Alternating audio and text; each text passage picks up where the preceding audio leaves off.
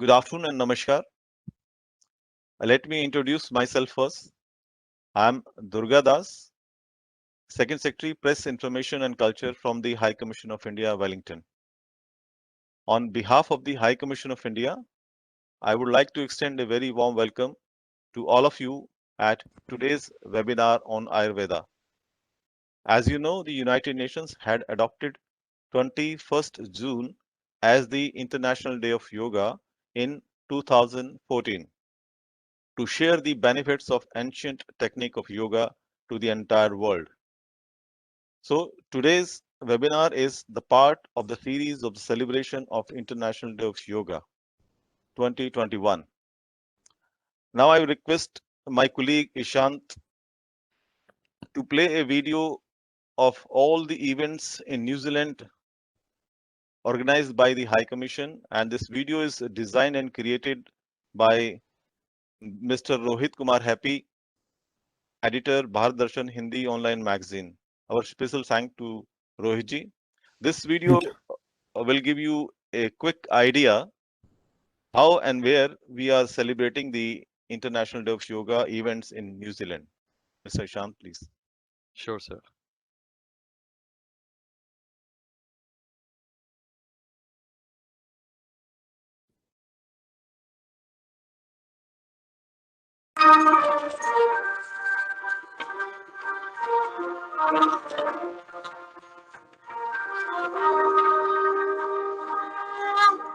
मन जीवन चलो सवारे योग मार्ग अपनाए वैर भाव को त्याग सभी हम गीत मिलन की गाए मन जीवन चलो सवारे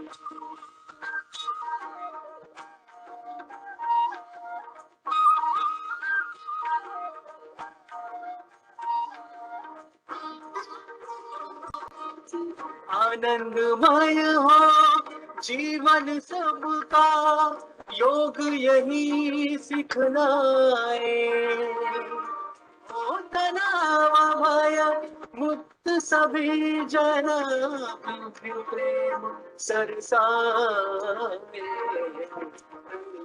जीवन चलो सवारे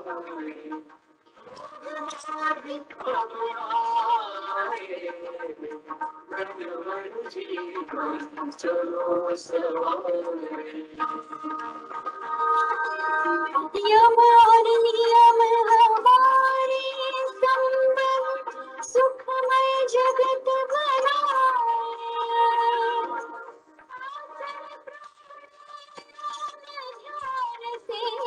स्वास्थ्य शांति सब पाए मन जीवन चलो सवारे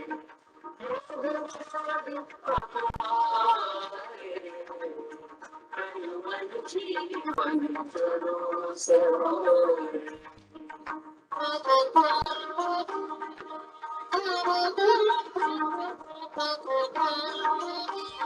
जवान बने सब साधक संशय सभी मिटाए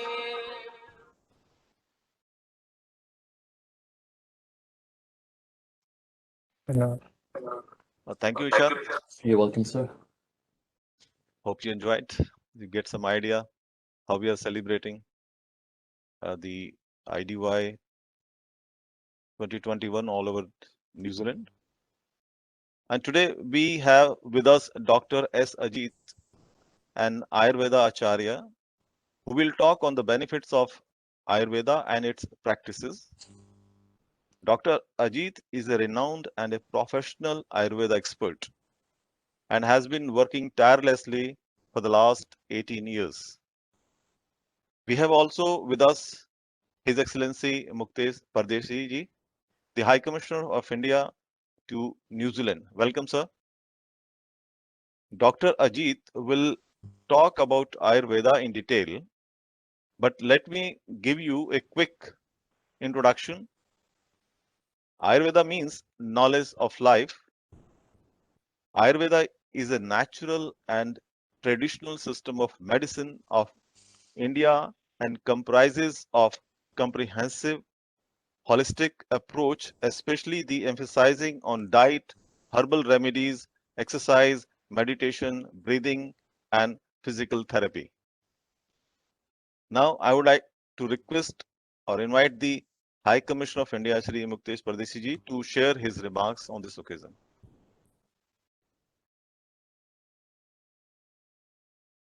Many thanks, Durgaji. Thank you. Let me welcome all participants to this kickoff and preparatory meeting on the eve of the celebration of International Day of Yoga, which will be done on 21st June. In commemoration of International Day of Yoga, the High Commission, we have decided to devote the entire month on the theme of yoga and well-being. We had already had a few sessions. We had two sessions, in fact, at Parliament. Demonstration of poses against the backdrop of beehive.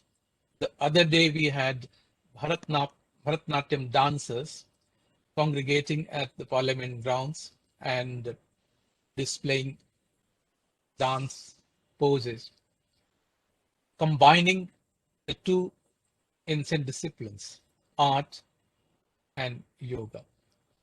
Today, we are going to discuss another combination of two ancient disciplines, Ayurveda and yoga. All these forms, whether it's art or Ayurveda or yoga, they are all about life and well-being. At personal level, I take it as a creation of equilibrium in life. That's yoga is about. It's unity of or union, the body, mind, soul, and nature. If we combine these four essential aspects of our everyday life, we create balance and equilibrium in life. Ayurveda, the ancient discipline of the age or life, is also about creating balance. So I hope today Dr. Ajit will also talk about when we have stress all around, particularly in 2020 and the current year, so much stress, so much anxiety, and of course, the sense of loss of health and well-being that we are confronted with. Given against the backdrop of these anxieties, Ayurveda and yoga, they teach us how to create balance, how to deal with everyday anxieties, how to remove stress and achieve calm and peace in life. As it has been mentioned, Dr. Ajit has been in the service of Ayurveda in this country, in New Zealand, since 1997. That was the year when he created an institution called Planet Ayurveda, and through Planet Ayurveda and another affiliate institution called Australasian Institute of Ayurvedic Studies, he has been promoting Ayurveda and traditional medicine in Australia and New Zealand. I see a lot of possibility of traditional medicine in New Zealand because Maoris possess knowledge about herbs and plants. Only this week we were taken to Otago region on a diplomatic study tour, and we discovered that the local Maoris used to use certain plants to create essential oils, natural oil, And there is a body which is researching on this, and they have created now perfume out of that. This is just to give an example that there are hundreds of species, hundreds of plants and natural elements in this country, which can be researched into and promoted to redevelop traditional medicine in this. With this brief remarks, I am very happy to be associated with today's presentation on Ayurveda and the role of Ayurveda in creating sense of health and well-being in today's context. And of course, Dr. Ajit will also speak about Ayurveda and its relevance in the field of yoga as well. So thank you very much, and thank you for accepting the High Commission's invitation to be one of the experts to kick off International Day of Yoga this year. Thank you very much, and let's have a good afternoon. Thank you, sir, for sharing your ideas and useful information on Ayurveda.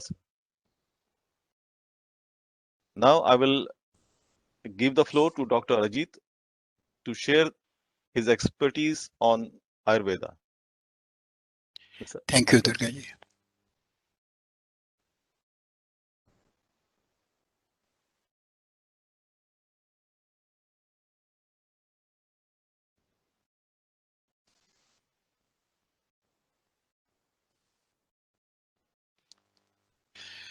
Good afternoon, everyone, and my regards to all. Honorable our High Commissioner, His Excellency Muktesh Pradeshi ji, and the team from High Commission.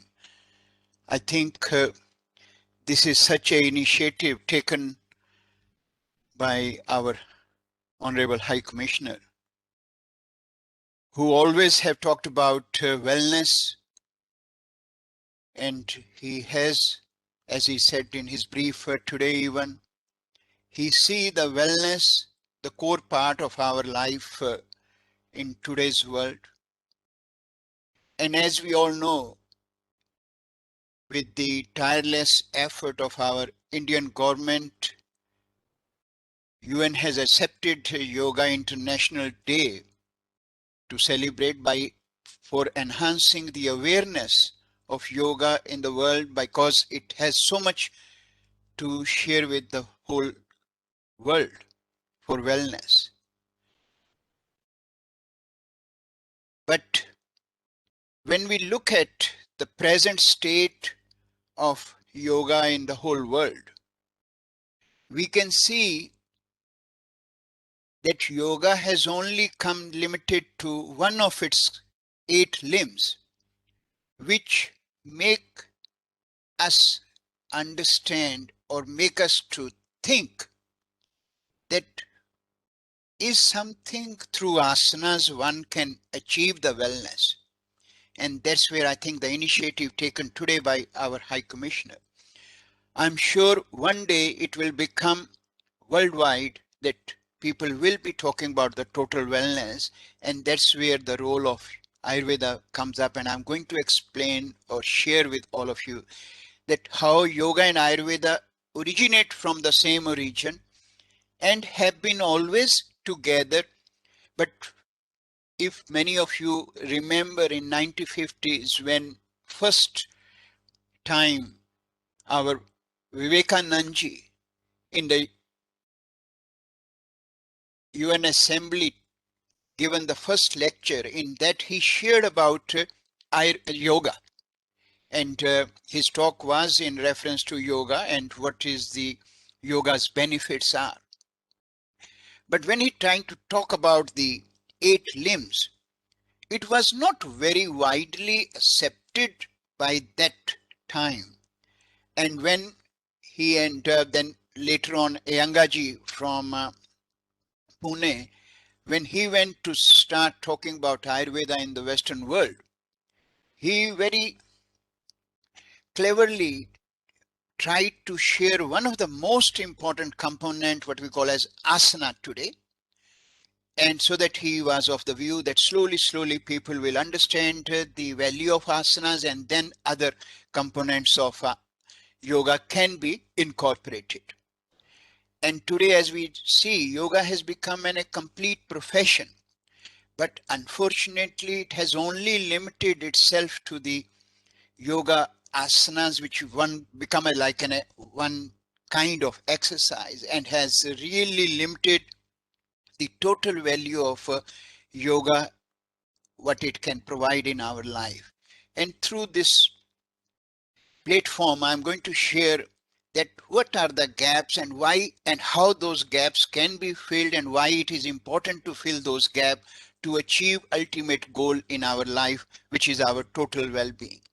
And as our Honorable High Commissioner has shared, that in today's world, especially this COVID-19 situation, has made us all to think that in spite of all these new invention and so much technologies at our fingertips, we still feel helpless. The whole world has come to stand still, that we cannot fight in a one small tiny virus, which everyone might say that, look, hang on, it's not a tiny, it has totally shaken the world. But question comes up, why it has shaken the world?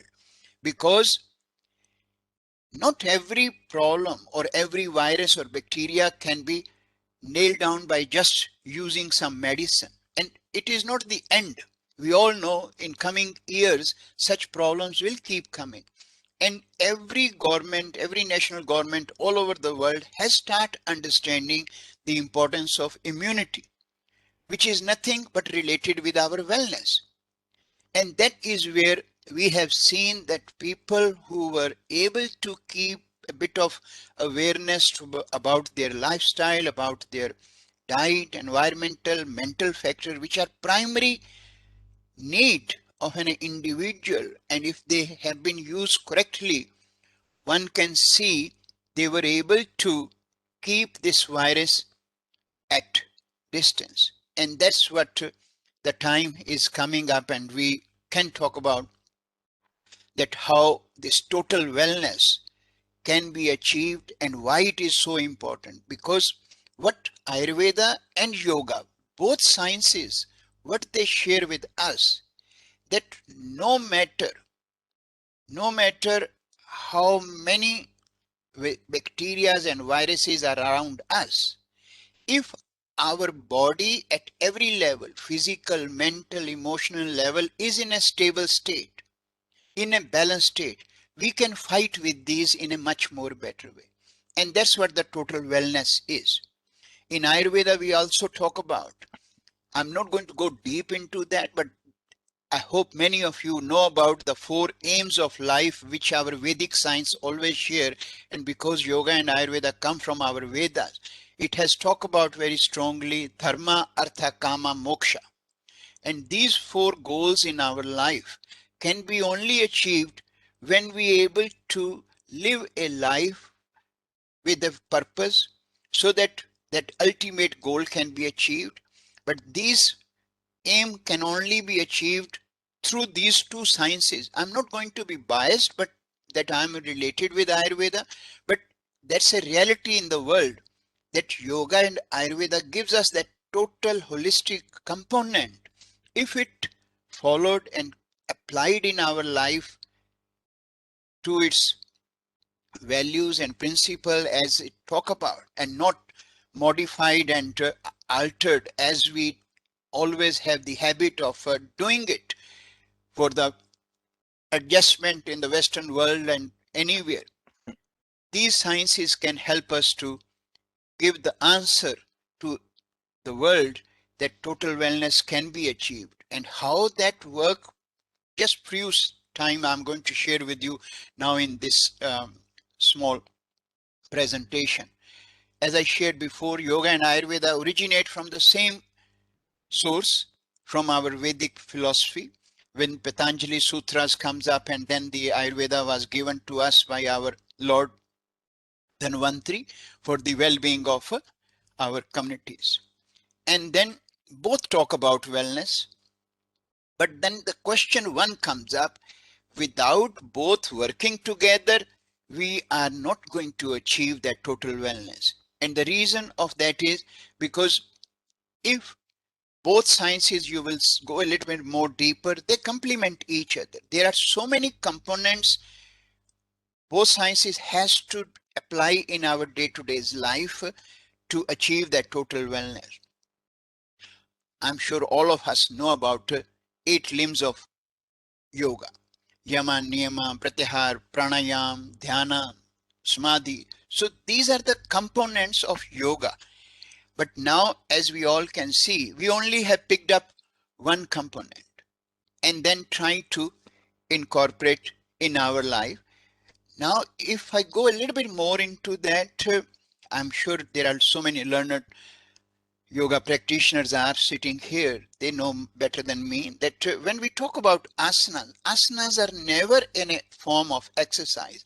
Asanas are very specific, systematic aspect of channelizing the energy and detoxifying each area, each organ of our body, and then eliminating the built of that toxins, because this is how we talk about in simple language.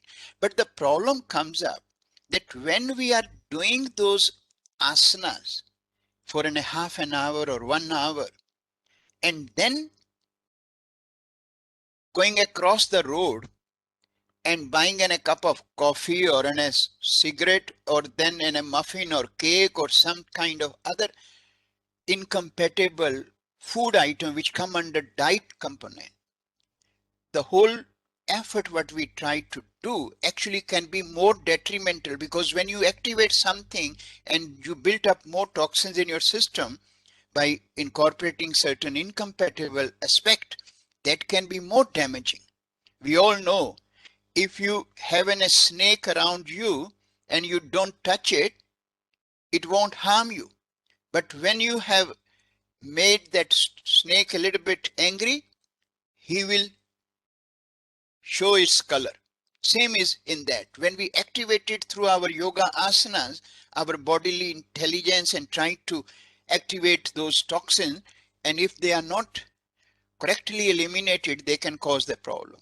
And that is where you will find yoga comes up, that how, Ayurveda comes up, how it can help you to achieve on this International Day total wellness when you incorporate together both these signs and not just limited to the asanas.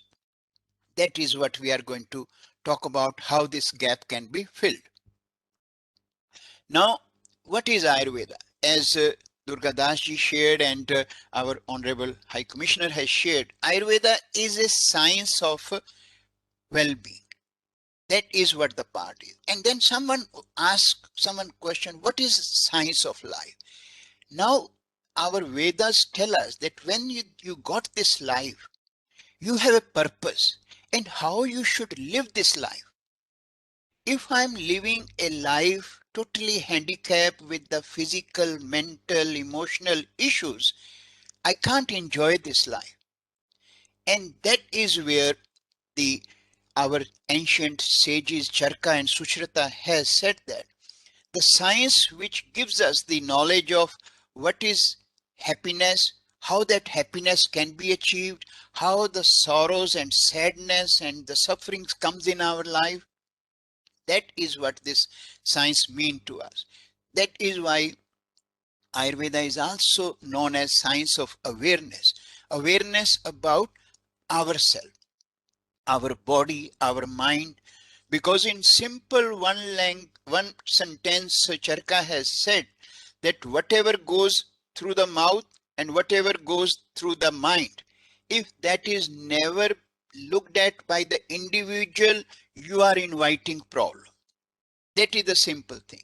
But as we can all see, our life is only up to the lip levels. We are so much slave of the taste, And that's where all these problems has come up. And then we have all those what we known as mental ailment nowadays. In our Vedas, we call them as manas vikaras, kama, krodha, lobha, mohankar, right? I'm not going to go too deep into that because I'm trying to keep just the comparative analysis, but this is where the mental problem has come up. And nowadays our world is suffering from a lot of mental problem. Our governments talk about all the time mental problem, but again, we are only keen to mask them. We are not ready to face them. That's where these two signs help us. That come, yoga in simple meaning means union. With whom we need to have the union. Yes, it gives you ultimate purpose of your union with the Supreme, which we talk about our spiritual well-being. We are not going to talk about that. But before that, yoga gives us the meaning that you need to connect to your inner self. This is what we call as self-realization. God realization is too far. One cannot achieve God realization until we have self-realization. And self-realization is what this Ayurveda and yoga teach us together, that how this can be achieved by living a life with the awareness. How, whether awareness of your diet, lifestyle, mental factor, emotional factor, surrounding. And if we can become aware of that, I will give you an example. Now we are in a winter season, and winter season, if someone is eating all the time cold, damp, moist food, say for example ice cream, you must have seen everyone when they walk in the malls and kind of thing, their nose are running, they are coughing, but all the time having in a right and left hand their ice cream. So that is the life what Ayurveda talk about, that be aware what is happening in my body and how you can prevent those problems by just becoming more and more aware about your life. And then the next implementation of this science is about action. What Ayurveda share with us, having awareness is of no use if it is not implemented. Practice. That's the most important part. Whatever you, because many people will say that yes, I am aware ice cream is bad, I know pizza is bad, but if you're not implementing that principle in our life, that is where issue comes up. As I always have shared, that if I am suffering from say lungs problems or liver problem, and I'm doing yoga, what we call as pranayam or other asanas, even Surya Namaskar, which can help to channelize our all these major organ, but then I'm into smoking, into alcohol, into those fast food things, how I'm going to prevent what I'm trying to achieve by doing those asanas. And this component is the prime component of Ayurveda. That's why without both working together, one can never achieve that total wellness. And that is where, as in his short remark, our Honorable High Commissioner has said, balance is the key. This is the whole key part of our life. And that's what yoga and Ayurveda share us, that as long as we can have a balance, balance at every level, balance at family level, balance at work level, balance in our own life, that is what the whole game of yoga and Ayurveda is, which it wants to every human being in this world to play. As long as if we can do that, we can do everything. Yoga and Ayurveda don't tell us or never advise us that you need to leave your place where you are and go to Himalayas to achieve that wellness. No, wellness can be achieved in every city wherever we are living, whether it's Wellington, Hamilton, or Auckland. And we don't need to leave our own family home even. You can live in the family, live in every environment, and then achieve that balance. Now, how that can be achieved and what Ayurveda can play a role apart from being in a same science. One prime principle, what Ayurveda share with us, it shows us that when your connection with the universe get disconnected, that is where your all problems comes up. What that mean is, Ayurveda share with us very simply that our body is nothing but a microcosm of this big macrocosm. What that mean is, whatever is responsible to create this big macrocosm in which everything is living and non-living is existing, same is responsible to create the our body. Like we talk about 5 elements: ether, air, fire, water, and earth. These 5 elements are responsible for creating this whole bigger macrocosm. Same is our body. And when we are able to create that harmony between microcosm and macrocosm, no issue at all. How that balance can be created, our science tell us, just be a bit more aware about the season, bit more aware about the daytime, midday, evening. There are specific guidelines are given to us in Ayurveda that as long as you can follow what is compatible in winter cannot be compatible in summer. So this kind of variation is what this science talk about. And now the factors which impact our well-being is diet, environment, lifestyle, mental factor, exercise. This is where I'm sharing with you from the very beginning, and this is what the theme of Ayurveda is. Now everyone will say how these factors can impact. Many clients come to my clinic, and even when they are suffering from autoimmune disorders, what is nowadays becoming a huge issue, or even some gut issues, digestion issues, or ulcerative colitis and Crohn, when you tell them that, look, your problems are coming from your diet, and it's very difficult for them to comprehend. And when you make them understand that, look, this is the reason, that's the way things are working, and when you give them reason and logic, they understand, they implement and see the benefit. So simple changes in our lifestyle, simple changes in our diet, environment can make a huge goal. Now when it comes to the exercise part, that is where yoga and Ayurveda again come up, because Ayurveda talk about that your exercise does not mean that you go across the road and fight with the machines by joining gyms. You are working whole day in your office, and now you think that I want to do exercise, fighting with the machines and just having a sweat all over the body and trying to make your six abs is not exercise. That is where the role of asanas comes up. Asanas are very, as I shared before, asanas are very precise form of detoxifying the body, but at the same time keep you the best toning of your muscle.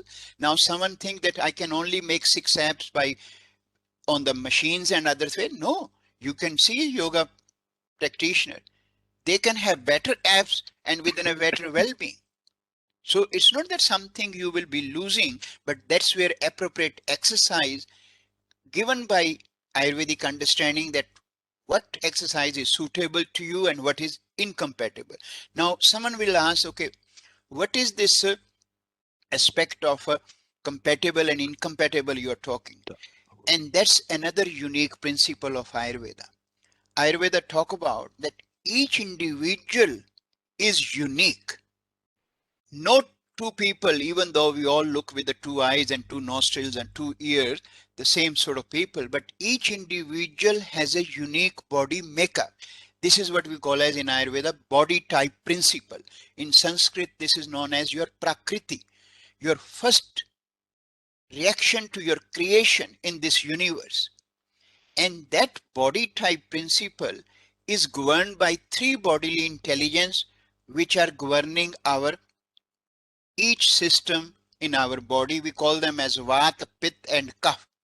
So these 3 bodily intelligence are responsible for every function, whether it your simple eating function, digestion function, mental factor, all those various all our systems which work, circulatory, muscular system or nervous system, digestive system, these are governed by these 3 bodily intelligence.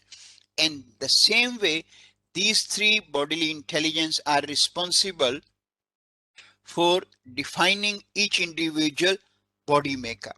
And that is the reason that we all can see that sometimes a cup of coffee might be a great stimulant to someone, but then that same cup of coffee can give someone heartburns. The same cup of coffee can make them not to sleep at all. So even just simple variation, what that is, that comes up by knowing your body type. That body type principle will help us to understand what is compatible to me and what is incompatible to me. And now someone will ask, okay, why I need to know about that? Because that relate with our second principle, which state that every person's body has a unique bodily intelligence. And as long as that bodily intelligence is in balanced state, body itself has the ability to flush out all the buildup of the toxin, which can get built in every individual on a day-to-day basis, the wear and tear that happen at a physical, mental and emotional level.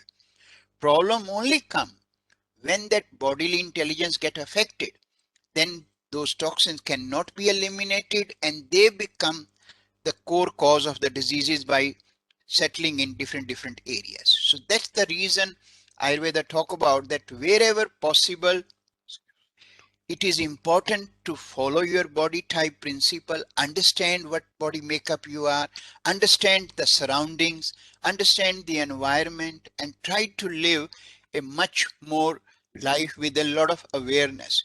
Now, next question comes up. Okay, if this awareness is with us and we commit to live our life with a lot of awareness, what we should do? And in that respect, Ayurveda talk about that you must follow certain routines in your life. This is what we call as your daily and seasonal routines. Because what happened, Ayurveda talk about that your body, if it is once the intelligence is out, it will keep building those toxins all the time in your system.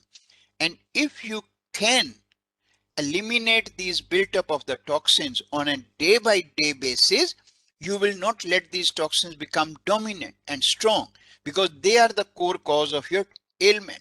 So on that line, Ayurveda has given a lot of various regimes for us to follow every day, and these regimes systematically help us to detoxify our body on a daily basis. Now the one simple what I'm going to share with you, every one of us might be knowing, and if not, I can explain you what Ayurveda talk about, that when you wake up in the morning, no matter whatever time you wake up, I'm not going to go into that at this stage, but the moment your eyes are open, immediately get out of your bed and go to bathroom. What to do? To have a look at your tongue.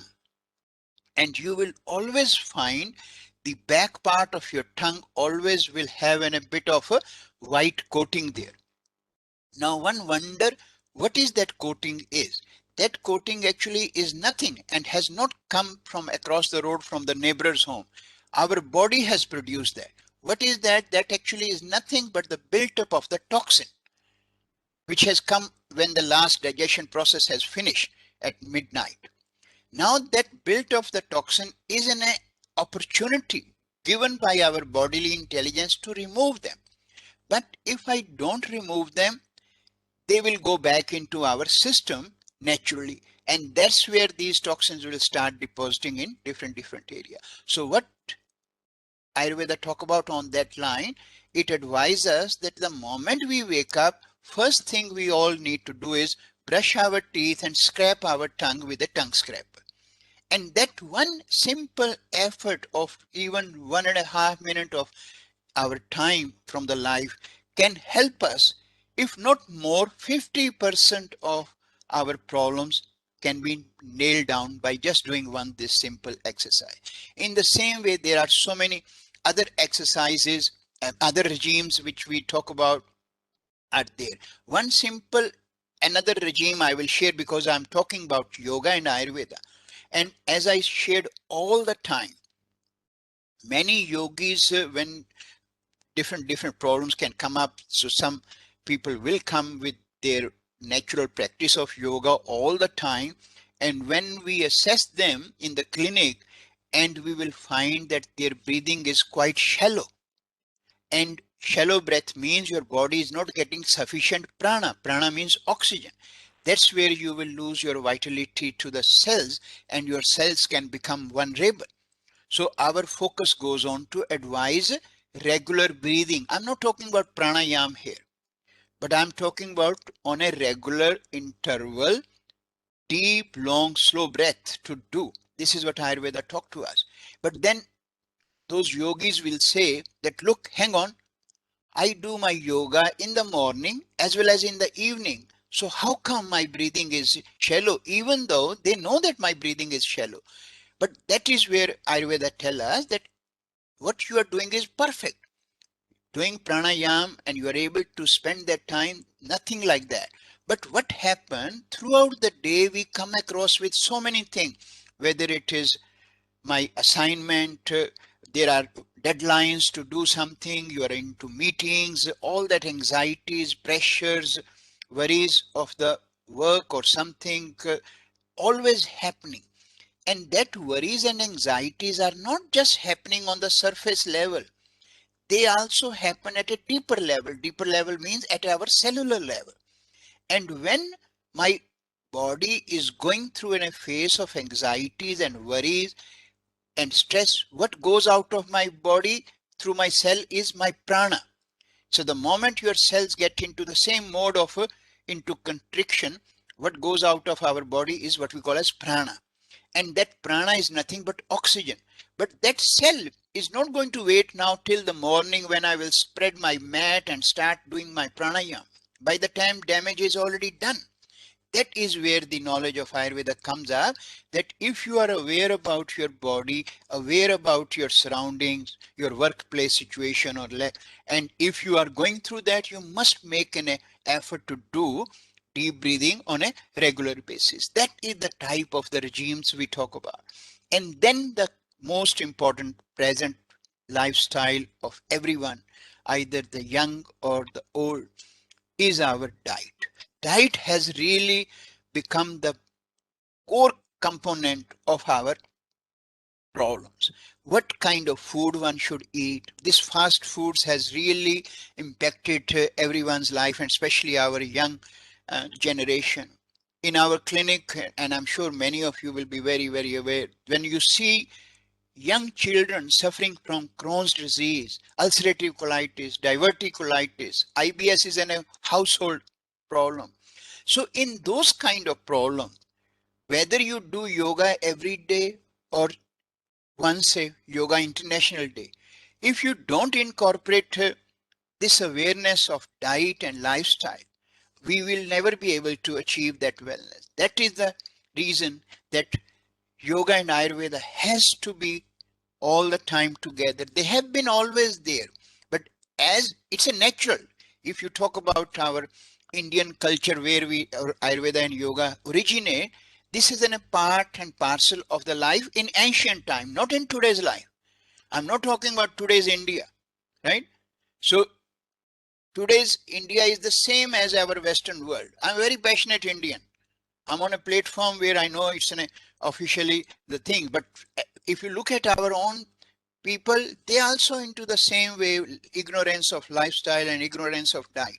So that is what Ayurveda talk about, that come together, incorporate these principles so that we can live in a much more healthier life. And then I just try to give a list of the certain incompatible food items, which I am sure all of you know, but again, knowing is of no use. Implementation is what Ayurveda talk about, that implement the understand. Then one more important part, I'm sure that I'm running out of time maybe. There is one aspect which yoga also talk about and Ayurveda also talk about, that the role of mind. Mind is the huge part. A coordination between mind and body, a harmony between mind and body is very essential. But how that essential component can be achieved unless we know what is the qualities, what are the functions of my mind, And that's where Ayurveda talk about, even yoga talk about that our mind is governed by three gunas: sattvic, rajasic, tamasic. I'm sure many of us are very familiar with them. I won't be able to go more in detail, but each of these sattva, rajas, tamas have certain qualities, and they get affected by what we feed them. That is why lifestyle, diet, thoughts play a big role. That is why Ayurvedic psychology and counseling is very, very important component in our wellness and awareness. That is the reason that if these things are not be a part, and we just focus on wellness only on the asana, I'm sure all of you can see what is eluding us.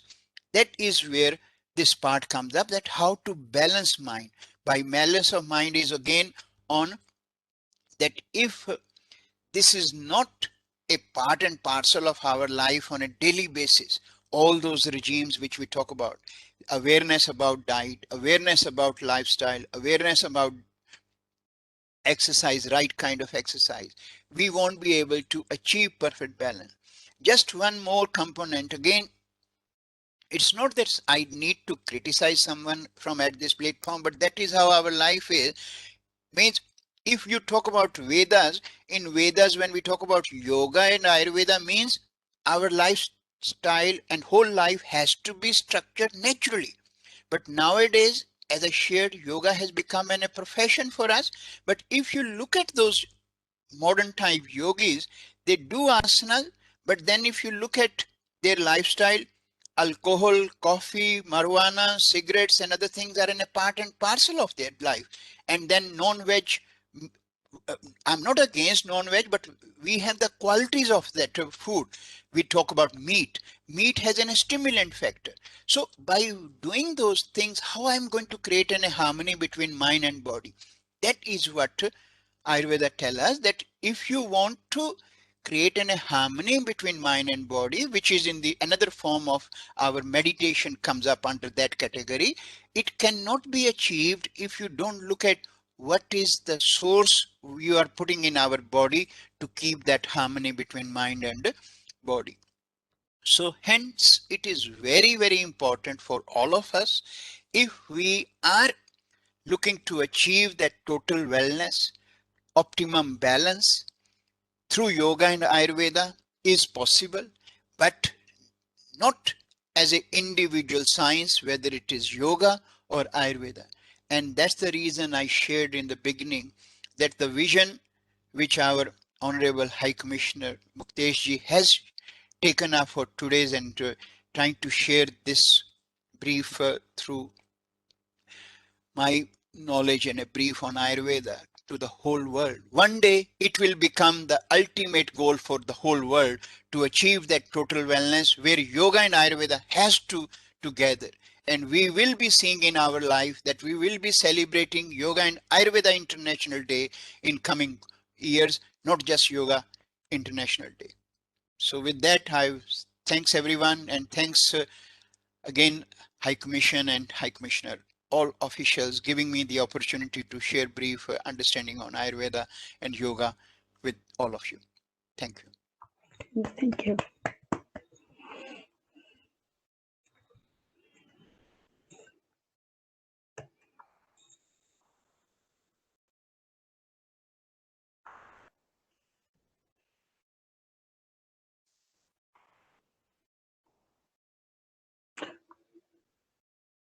आप mute पर हैं दुर्गादास जी. Okay. Sorry.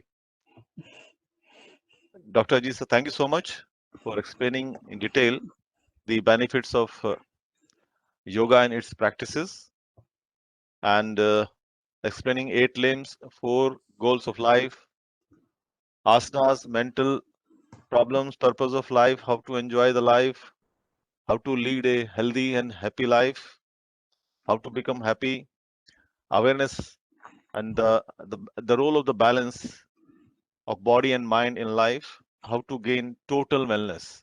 I think everybody is realizing today, everybody is talking about the wellness. Whenever you talk about yoga, wellness automatically comes. Everybody talks wellness, how to gain this, and even the half of the center yoga centers, health centers, they're using the word wellness centers. Awareness. So thank you very much. It's very informative. Hope everybody enjoyed. Before Yeah. closing, I request the Dr. Ajit, if he can take some questions from the Yes, audience. yeah. If you have any questions, please feel free.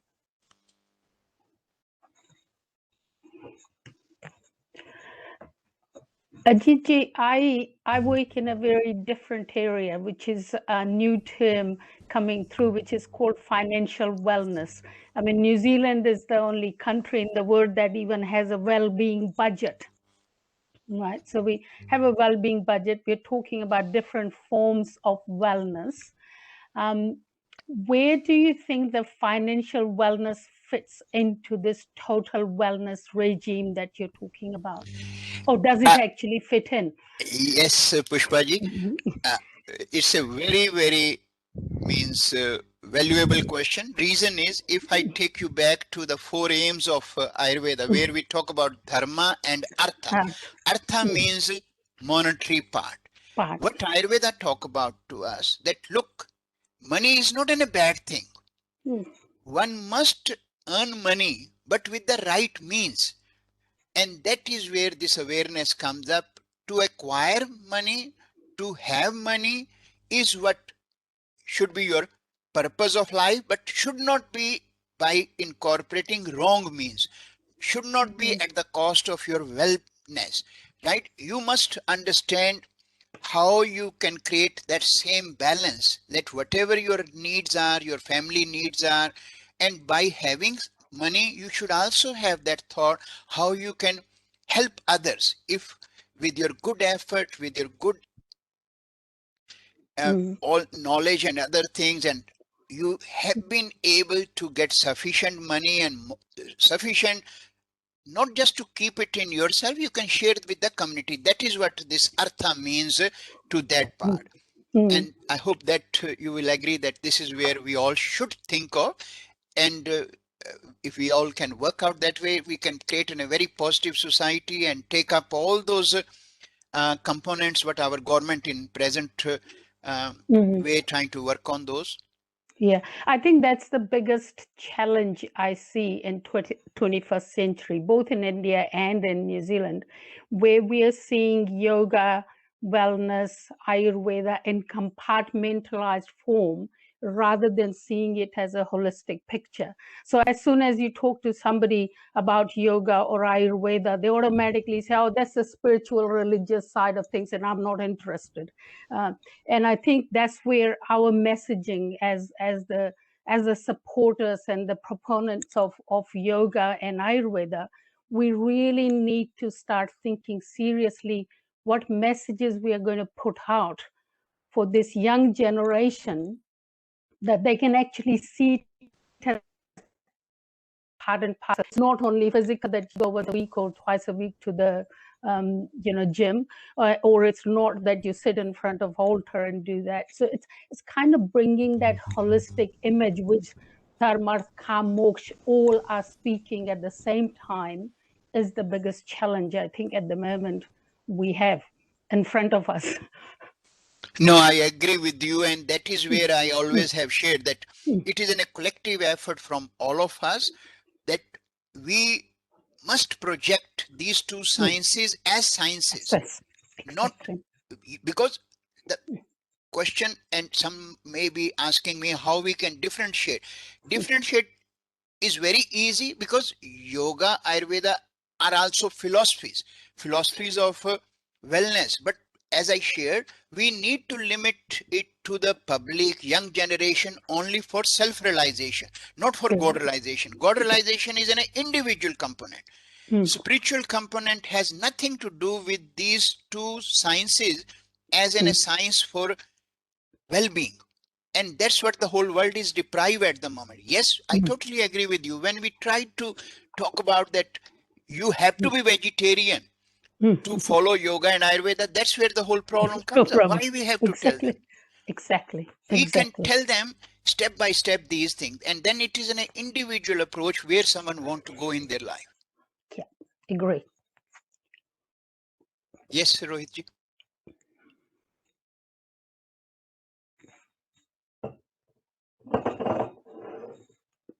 Sorry, Namaskar, Dr. Jeet. Namaskar ji. My question is about, say, if we practicing Vedic life, and I believe in Ayurveda and I advocacy Ayurveda, at what stage I should look at allopathy? Because I had this experience recently that lot of people who were advocating Ayurveda, and they never wanted to go for allopathy during this corona problems, and some of them lost their life. Even I had my personal loss. So I wanted to know, like, at what stage, like you yourself, you are a Ayurvedic doctor, at what stage would you go to a GP yourself? Well, look, this is a very good question, and we always talk about this question in our classes, in our clinic, because in my college we have mostly in each group 8 or 9 medical doctors who are keen to learn about Ayurveda. And that's where I always have talked about that. Look, both sciences have their own places. You cannot ignore one science totally, that I don't want to even see that, right? Both science has their own places. Now, say for example, if someone come to me with a 3rd stage of cancer, where they need now the immediate involvement of radiology, and the operations need to be done, and then they might be going on the this chemotherapy, radiotherapy, all that part. And now if I will tell him, no, don't go there, you just need to follow my diet, right, and lifestyle, it's not going to happen. And that is where the part comes up. But yes, when the oncologist have done its job, after that he's not going to advise him that what sort of diet, what sort of lifestyle you can live, so that you can prevent the second onset of that cancer. And that's where the role of Ayurveda comes up. The same is in other these issues we are talking about now, corona's issue. Now we all know, okay, I can have the awareness, but I can also prevent by following right kind of thing. But if you are going out in the environment, you are having those other peoples around you, they might not, and your preventions might not help otherwise, unless you are in your total isolation home wise. So that is where the role of the vaccines comes up. So if the government has spent billions and trillion dollars to invent vaccine, because they can't spend $1 trillion to create awareness among public. Awareness and the lifestyle we talk about has to be initiated by each individual. That is where the problem comes up. Even the governments want to be people to become aware, but not everyone will become aware in the immediate part. That's why these both signs has to go hand by hand, and that's all the time we talk about. That whether you are using it for simple hay fever, or like I will give you another example if I allow 2 minutes more. Now we see kids suffering all the time from this, especially this winter part is happening, running nose, cough and cold comes up, and parents keep taking them to their GP, right? And GP again on their experience and like that keep prescribing simple cough syrup, then later on the antibiotic comes up, and every 15 days, every 1 month child has to go to that GP, and after a while the same GP will tell that, okay, look, now it is not your cough syrup going to work, you have to take inhaler. That is where the problem comes up. If at that early stages parent would have become aware and would have looked into what my child is eating on a day-to-day basis, we could have prevented that inhaler for that little one. That's what it is. Thank you, Dr. Jeet.